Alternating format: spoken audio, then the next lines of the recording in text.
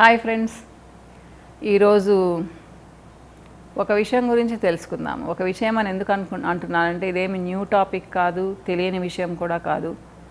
నాకు బాగా తెలిసిన వాళ్ళ విషయం ఇది. ఒక రియల్ సంఘటన అనుకోండి, యథార్థ సంఘటన.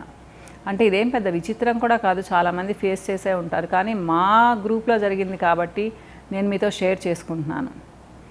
ఎందుకంటే మనం చాలా రకాల ఒపీనియన్స్తో ఉంటాము. పెళ్ళంటే అట్లా, పెళ్ళంటే ఇట్లా, అలాంటి వాళ్ళని చూడాలి, ఇలాంటి వాళ్ళని చూడాలి అని. కొంతమంది అంటూ ఉంటారు పెళ్ళిళ్ళు స్వర్గంలోనే నిర్ణయింపబడతాయి అని.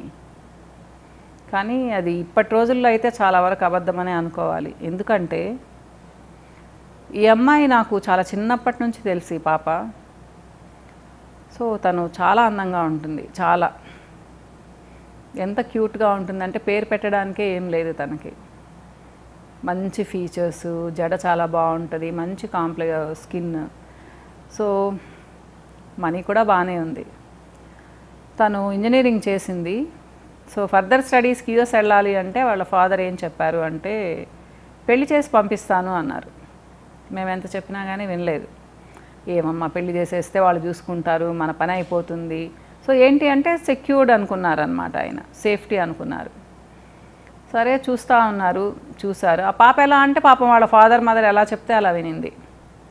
తనేమి అంటే ఇప్పటి పిల్లల్లాగా నాకు అట్లుండాలి ఇట్లుండాలని కూడా అనుకోలేదన్నమాట. సో ఏదో కొన్ని సంబంధాలు చూశారు, అటు ఇటు అనుకున్నారు. కాకపోతే ఒక సంబంధం కుదిరింది. నేను అప్పుడు వేరే దగ్గర ఉన్నాను. నేను వచ్చిన తర్వాత సడన్గా చెప్పారు అన్న, పాపకు పెళ్ళి కుదిరిందమ్మా అని చెప్పేసని, హైదరాబాద్ అబ్బాయి అని చెప్పేసని. సో ఎంగేజ్మెంట్ పెట్టేసుకున్నారు. నేను ఎంగేజ్మెంట్కి వచ్చాను. ఎంగేజ్మెంట్లో వాళ్ళిద్దరిని చూసిన తర్వాత నాకు షాక్. ఏంటి అంటే ఆ పాప మంచి హైట్ ఉంటుంది, ఆ పాపకి ఈక్వల్గా ఉన్నాడు ఆ బాబు కూడా హైట్. అంటే కామెంట్ చెయ్యొద్దు అంటారు, కొన్నిసార్లు కామెంట్లు చేయకుండా ఉండలేమ్మా. చాలా అందమైన అమ్మాయికి కానీ చాలా అందమైన అబ్బాయికి కానీ ఏమి బాగలేని వాళ్ళని సెలెక్ట్ చేస్తే అంటే మీరు అనొచ్చు బాడీ షేమింగ్ అనకండి. ఎందుకు అంటే చూస్తారు, ముక్కు మొహం చూస్తారు ఎలా ఉంది ఏంటి అని చెప్పేసి. పెళ్ళిళ్ళలో అది చాలా కామన్. ఎందుకంటే చాలా కామెంట్లు పెట్టున్నారు. వాళ్ళందరూ ఎవరు పెట్టారో తెలుసు, ఎందుకు పెట్టారో కూడా తెలుసు. కాబట్టి ఇప్పుడు పెట్టినా కానీ నాకేం అభ్యంతరం ఏం లేదు. ప్రతి ఒక్కళ్ళు అనుకుంటారు అమ్మాయి ఇలా ఉంది, అబ్బాయి ఇలా ఉన్నాడని అనుకుంటారు. పెళ్ళిళ్ళలో అది చాలా సహజం, సర్వసాధారణం. ఇప్పుడే కాదు, 1000 సంవత్సరాల తర్వాత కూడా అనుకుంటారు. కాబట్టి మీరు ఏమన్నా ఫీల్ అవ్వండి, నాకు అనవసరం, నేను చెప్పాల్సింది చెప్తాను. సో చూస్తే అసలు ఏదో అంటారే కాకి ముక్కుకి దొండపండులాగా ఉన్నారు. అన్న నేను భోంచేస్తామంటే పక్కకు వచ్చి ఎలా ఉన్నాడమ్మా అబ్బాయి అన్నాడు. ఏం చెప్తామ్మా, ఎంగేజ్మెంట్ అయిపోయింది, అందరూ స్టేజ్ మీద ఉన్నారు. అప్పుడు చూపించి అబ్బాయి ఎలా ఉన్నాడు అంటే ఏం చెప్తారు? ఏం చెప్పలేకపోయాను నేను. పర్లేదన్నా అని చెప్పాను. సో నిజంగా ఆ అమ్మాయికి అసలు ఆ అబ్బాయి ఎట్లాంటి అంటే ఒకే ఒక కారణం ఆ అబ్బాయిని సెలెక్ట్ చేయడానికి ఏంటి అంటే యూఎస్లో జాబ్ చేస్తున్నాడు. యూఎస్ పిచ్చి ఏంటో ఇప్పటికి కూడా చాలామందికి ఉంది. చాలామంది చావు దెబ్బలు తింటూ ఉంటారు, అయినా కానీ యూఎస్ పిచ్చి మాత్రం వదలదు. సో ఇంకా అంటే నాకు చాలా క్లోజ్గా ఉంటారు వాళ్ళు. కంచికి వెళ్ళామ్మా అందరం. కంచి కాదు, చెన్నైకే వెళ్ళాము అందరం కలిసి. వెళితే శారీ సెలెక్ట్ చేసుకుంటున్నాము. అప్పటికే ఈ ఫోన్లు అవి వచ్చేసాయి కదా. సో పిక్చర్ పెట్టి పంపిస్తూ ఉంది, చూపిస్తూ ఉంది అబ్బాయికి. ఆ అబ్బాయి యూఎస్లో ఉన్నాడు, వాళ్ళ మదర్ హైదరాబాద్లోనే ఉంటారు, ఆవిడ కూడా జాబ్ చేస్తారు. సో ప్రతి 5-10 మినిట్స్కి ఒకసారి లేచి పక్కకి వెళ్తుంది అమ్మాయి.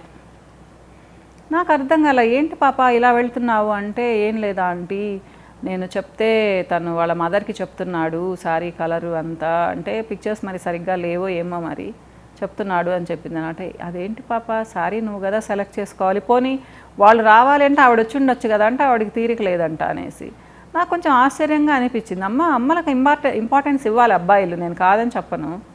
కానీ పెళ్ళి కాకముందే పెళ్లి కూతురు సెలెక్ట్ చేసుకునే శారీ కూడా వాళ్ళమ్మ ఏ కలర్ చెప్తే ఆ కలర్ తీసుకోవాల్సిన అవసరం ఉందా? నాకైతే అనిపించలేదు. సో నేను అన్నాను ఎలా అమ్మా ఇలా అంటే ఏముందులేనా అంటే ఆ పాప అంత అడ్జస్ట్ అయ్యే మెంటాలిటీ అనమాట. అమ్మా నేను అత్తగారు చెప్పింది వినాలంటాను, కానీ ప్రతి చిన్న విషయానికి అత్తగారిని సంప్రదించాల్సిన అవసరం కూడా లేదేమో కదా. అది కూడా పెళ్ళి కాకముందు. నిజంగా ఆవిడకి ముచ్చటుండి ఉంటే ఆవిడ కూడా వచ్చి ఉండాల్సింది కంచికి కదా, శారీ సెలక్షన్కి ఆవిడ కూడా వచ్చి ఉండాల్సింది కదా. అంత ప్రేమగా తనే చెప్పిన శారీ అమ్మాయి కట్టుకోవాలి అంటే. సో ఇలా అన్నమాట. సరే సెలక్షన్ అయిపోయింది. ఇంకా ప్రతి దాంట్లో ఇబ్బందేమ్మా. చెప్తా ఉంటే నేను అన్నాను, అన్న ఇదేంటి మరి ఇంత లీనియన్స్ ఇచ్చేస్తున్నారు మీరు. ఎవరికైనా అల్లుడినైనా కూతురునైనా కొడుకునైనా కోడలనైనా వాళ్ళకు ఒక లిమిట్ ఉంటుంది కదన్నా, మరీ ఎందుకు అలా చేస్తున్నారు అంటే, ఏముందమ్మా మా కొడుకైనా అల్లుడైనా అబ్బాయే కదా అన్నాడు. అంటే వీళ్ళు అంత మంచి మనసుతో ఉన్నారమ్మా. సరే అనుకున్నాను, పోనీలే పెళ్ళికి ముందు ఏదేదో జరుగుతూ ఉంటాయని చెప్పేసి. వాళ్ళు చాలా డిమాండ్ చేశారు, మాకు ఇలా కావాలి అలా కావాలి అని. పాపం వాళ్ళు చెప్పినట్టల్లా చేశారమ్మా. పెళ్ళి కూడా చేసేసారు. హైదరాబాద్లో పెళ్లి చేయమన్నారు, హైదరాబాద్లోనే పెళ్లి చేశారు. అంటే అందరూ ఇక్కడ హైదరాబాద్కి వచ్చి పెళ్లి చేశారు, నెల్లూరు వాళ్ళైనా కానీ బ్రహ్మాండంగా చేశారు. బాగానే ఎంజాయ్ చేశాం మ్యారేజ్ కూడా. తర్వాత అంటే ఆ పాప చాలా మామూలు అమ్మాయి అని చెప్పాను కదా, అసలు అదైతే అసలు ఆ నలుగు రోజు పెళ్ళప్పుడు ఎంత అందంగా ఉండిందంటే దిష్టి పోయేటట్టు ఉండిందనమాట ఆ పాప. కాకపోతే చూస్తే చిన్న బాధ. సరే వాళ్ళకి నచ్చినప్పుడు మేమెవరమ్మా కాదనడానికి. కానీ పెళ్ళికి వచ్చిన వాళ్ళు చాలామంది కామెంట్ చేశారు, ఏంది ఇలాంటి అబ్బాయికి ఇస్తున్నారు అని చెప్పేసి. సరే మ్యారేజ్ అయిపోయింది, ఆ పాప వెళ్ళిపోను కూడా వెళ్ళిపోయింది. ఖర్చులన్నీ యథాప్రకారం వీళ్ళవే, టికెట్ ఖర్చులు కూడా. వాళ్ళు ఏమీ లేదు, డిపెండెన్స్ లాగా వీళ్ళ మీద బాగా అలవాటు పడిపోయారనమాట అబ్బాయి వాళ్ళు. సో వెళ్ళిపోయిన తర్వాత ఒక 1 ఇయర్కి వచ్చింది ఆ పాప. ఆ పాపకి ఇంతలావు జుట్టు, చాలా పెద్ద జడ ఉండేది. సో ఒక పిలక జడ వేసుకొని వచ్చింది, ఇంతే ఉండింది తనకి జడ. సో నేను అనుకున్నాను యూఎస్ వెళ్ళిపోయి హెయిర్ కట్ చేయించుకునింది ఏమో, మేనేజ్ చేసుకోవాలి కదా అనుకున్నాను అనమాట. బాగా సన్నగా అయిపోయింది, అసలు ఆ కళే లేదు తన మొహంలో. సో వచ్చిన తర్వాత ఏదో అలా ఇలా ఉంటూ మా వారికి అది ఇష్టం, తనకి అది ఇష్టం, ఇది ఇష్టం, తన పేరు చెప్తుండిందిలేండి. ఆంటీ నేను కొంచెం వంట వేరేగా చేసేదాన్ని, చికెన్లు అవన్నీ, ఆంటీ రెసిపీ చెప్పండి అది ఇది అంటే నాకు ముచ్చటగా అనిపించింది. ఎంత ఇష్టంగా చేసి పెడుతూ ఉందంటే. అప్పటికే చాలామంది పిల్లలు వంటలు అంటే కష్టంగా ఉండేది కదమ్మా. ప్లస్ ఏంటంటే ఆ పాప అక్కడికి వెళ్ళి చదువుకోవాలని అనమాట. ఏం పాప చేరావా అంటే, లేదా అంటే నెక్స్ట్ ఇయర్ జాయిన్ అవుతాను అది ఇదని చెప్పింది అనమాట. చెప్పి ఏదో చిన్న కంప్లైంట్ చెప్తూ ఉంటే నేను సరదాగా అన్నాను, ఏంది పాప ఎప్పుడు కంప్లైంట్లు చెప్తారు, పెళ్ళంటే అడ్జస్ట్ అవ్వడం కదా, అడ్జస్ట్ అయిపోవాలి కదా, ఎవరైనా కానీ కరెక్ట్గా ఎలా ఉంటారమ్మా అని చెప్పాను అనమాట. సో ఆ పాప కూడా నవ్వేసి కామ్ అయిపోయింది. తర్వాత వాళ్ళ మదర్ అంటూ ఉండేది, తను హ్యాపీగా లేదు లలిత అంటూ ఉంటే, నువ్వు గమ్మునుండు, హ్యాపీగా లేకపోతే నీ కూతురు వచ్చి ఇవంతా ఎందుకు నేర్చుకొని పోతుంది, తనకి ఎట్లా చేస్తుంది అనేసి అనమాట. ఇలా 2-3 ఇయర్స్ అయిపోయాయమ్మా. ఒకరోజు నేను అప్పుడు లోకల్ ఛానల్లో నెల్లూరులో ప్రోగ్రామ్ ఇచ్చేదాన్ని, టీవీలో వచ్చేదన్నమాట యాక్ట్లో. సో అప్పుడే అంటే మ్యారేజ్ సీజన్లో మేకప్స్ గురించి చెప్పేసి వస్తూ ఉన్నాను. అంటే నాకు ఒక ఆవిడ కంప్లైంట్ ఇచ్చారు, మా అమ్మాయికి అసలు మేకప్ అంటే ఇష్టమే ఉండదు మేడం, అసలు ఏంది నేను మామూలుగా జుట్టు లీవ్ చేసుకొని కూర్చుంటాను పెళ్లి కూతురుగా అని చెప్తూ ఉంది, మీరైనా కన్విన్స్ చేయండి అంటే తనతో మాట్లాడాను, ఒప్పుకునింది. ఆ మాటే చెప్పాను అనమాట, అమ్మ పెళ్ళి అనేది లైఫ్లో ఒకేసారి చేసుకుంటారు, సో అప్పుడు అందరి దృష్టి మీ మీదే ఉంటుంది, కాబట్టి ముచ్చటగా రెడీ అవ్వండి, తర్వాత ఆ ఛాన్స్ మళ్ళీ రమ్మన్నా రాదు, కాబట్టి పెళ్ళి అనేది లైఫ్లో ఒకటేసారి, మేకప్ చేసుకొని ముచ్చటగా ఉంటే ఆ ఫొటోస్ కూడా ఆ వీడియోస్ మీకు లైఫ్ లాంగ్ ఉంటాయని చెప్పేసి బయటకు వచ్చాను అది వీడియో కంప్లీట్ చేసుకొని. సో ఆ అమ్మాయి ఫాదర్ మదర్ కూర్చొని ఉన్నారు. ఏంటి అంటే అన్న లిటరల్గా ఏడుస్తున్నారు. ఏంటి అంటే పాప వెళ్ళిపోయిందమ్మా ఇంట్లో నుంచి అని చెప్పారు. నాకు అర్థం కాలేదు, వెళ్ళిపోవడం ఏంటన్నా అంటే అప్పుడు నాకు ఆఫ్టర్నూన్ 1 o'clock అయి ఉంటుంది, వాళ్ళకి అర్ధరాత్రి కదా అక్కడ యుఎస్లో. ఏమో అమ్మ వెళ్ళిపోయింది అంటే నాకు కంగారు వేసేసింది, ఎక్కడికి వెళ్ళిపోయింది ఏంటి అసలు ఏంటయిందంటే, కొట్టాడంటమ్మా వెళ్ళిపోయింది అంటే నాకు నిజంగా అమ్మ షాక్. అసలు అంత ముచ్చటగా ఉండే బిడ్డని, అంత చక్కగా మాట వినే బిడ్డని ఎందుకు కొడతారు అని చెప్పేసి అనమాట. అసలు ఏమైందంటే మాకు తెలియదమ్మా అని చెప్పారు. సో ఇంకా సరే తర్వాత తను ఫోన్ చేస్తే ఒక మాట అడిగాను నేను, మధ్యలో చాలా జరిగాయిలేండి. 2వ రోజు తన లైన్లోకి వచ్చింది. ఏంటి పాప అసలు ఏంటి అంటే, కొడితే భరించలేక వెళ్ళిపోయాను అంటే, కొట్టేదేంటమ్మా అన్నాను. ఇది ఫస్ట్ టైం కాదా ఆంటీ, చాలా రోజుల నుంచి కొడుతున్నాడు అంటే, నిజంగా అమ్మ నాకు అసలు ఇప్పటికి కూడా నా ఒళ్ళు జల్దరిస్తుంది ఆ మాట అనుకుంటేనే. అదేంటి పాప మరి అలా ఉంటే మాకు ఎందుకు చెప్పలేదు అంటే, మీరే కదా ఆంటీ అడ్జస్ట్ అయిపోమన్నారు అని చెప్పింది. నాకు నిజంగా ఒక షాక్ అమ్మా.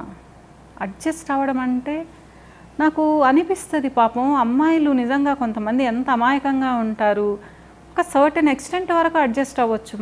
మరీ అట్లా కొట్టేటంత వరకు వచ్చినప్పుడు అడ్జస్ట్ అవ్వాల్సిన అవసరం లేదేమో అనిపిస్తుంది. ఎంత వెధవలైతే కొడతారు చెప్పండి. తర్వాత చాలా తెలిసాయి మా అబ్బాయి గురించి. అంటే ఒకటే చెప్తాను, ఇప్పుడు అమ్మాయి పర్ఫెక్టా కాదా అనే విషయం తర్వాత సంగతి. తను అన్నీ వదిలేసి వెళ్ళింది, బోల్డంత డబ్బులు తీసుకెళ్ళింది. ఆ అబ్బాయికి తిండి పిచ్చి, అంటే ఫుడ్ ఎవరు తినరా అని అడగండి. తను చెప్పే మాట ఏంటి అంటే, వాళ్ళకి చాలా రోజులకి చేసుకుంటూ ఉంటారు కదా, ప్రతిరోజు చేసుకోరు కదా. తను చదువుకుంటానంటే నీకెందుకు చదువు అన్నాడంట, నాకు వంట చేసి పెట్టు చాలు అన్నాడంట. వంట చేసి పెట్టడానికే అబ్బాయి భార్య కావాల్సి ఉంటే ఈ అమ్మాయిని చేసుకోవాల్సిన అవసరం లేదు కదా. చక్కగా వంట చేసి పెట్టే వాళ్ళని చేసుకొని ఉండొచ్చు కదా. ఎవరో కూడా దొరుకుతారు కదా వంటలు చేసి పెట్టేవాళ్ళు. చదువుకున్న అమ్మాయిలు ఎందుకు కావాలి కదా. ఇప్పటికి కూడా అబ్బాయిల మెంటాలిటీ అలానే ఉంది. తప్పు లేదు మా, నేను ఎన్నోసార్లు చెప్పాను అమ్మాయిలు చక్కగా వంట చేసి పెట్టాలి అని, కానీ వాళ్ళు కూడా హెల్ప్ చేయాలి కదా. తినేసి పెద్ద యానిమల్స్ లాగా పడుకొని ఉండే వాళ్ళకి అలాంటి ముచ్చటైన అమ్మాయిలు ఎందుకుమ్మా?